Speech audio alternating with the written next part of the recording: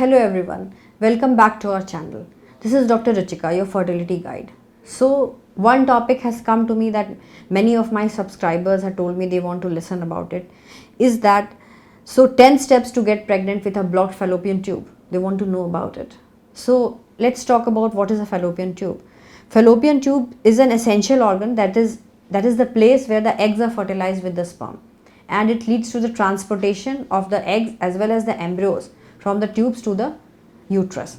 So it is a very important part when we are talking about conception. So can you get pregnant if you have got one fallopian tube blocked? Yes, you can definitely get pregnant.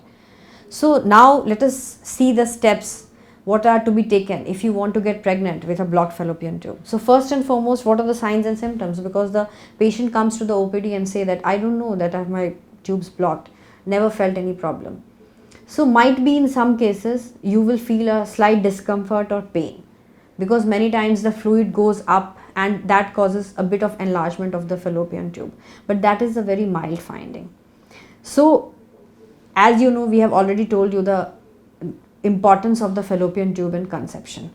So it is very important that we need to find that whether the fallopian tube is clogged or it is damaged.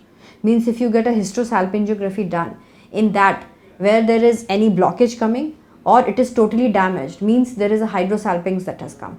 And if the tube is totally damaged, then we can't do anything, because there is right now no science that has come that replaces the fallopian tube. You only have one option of IVF. So there is no fallopian tube transplant that is happening right now.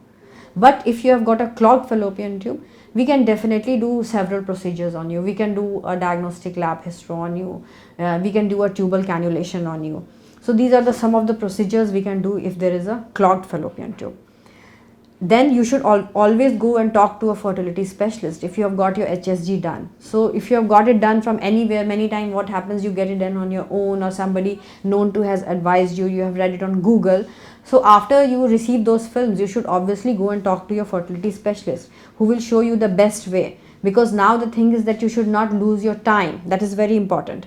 And you should book an initial consultation with your fertility specialist. And with that consultation, you should understand that how critical this situation is. So the criticality of the condition needs to be understood, because what happens when the fertility specialist is explaining you should know that what you are going to lose if you are going to take a lot of time. Maybe the clogged fallopian tube will result into a damaged fallopian tube.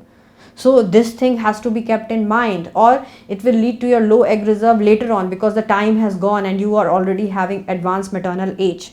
The 7th point is you should select and get the best treatment possible. That is very important, because you will be given a cafeteria choice according to that, and with every choice you are given a point of advantages and disadvantages of that treatment and what is the best treatment for you. So but you are the person who have to do the choice.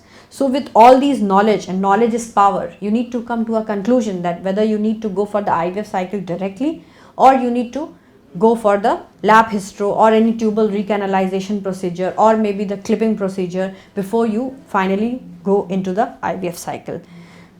And you should have a lifestyle change. You should have a balanced diet. You should exercise regularly. You should avoid all kind of sexually transmitted infections. So the number of sexual partners that you are taking has to be limited. And if you are having recurrent infections, you should always get it treated by your specialist doctor.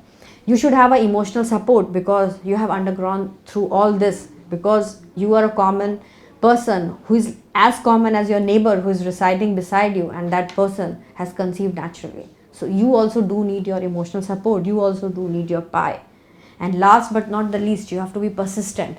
So persistence always pays. If any patient is persistent, they usually take the baby with them. So this is all about the fallopian tubes in a nutshell and what you should do. And if you like it, click the like button, and you please drop a comment on what videos you would like to hear, and that we would really appreciate, and we would make videos according to that. We care about you.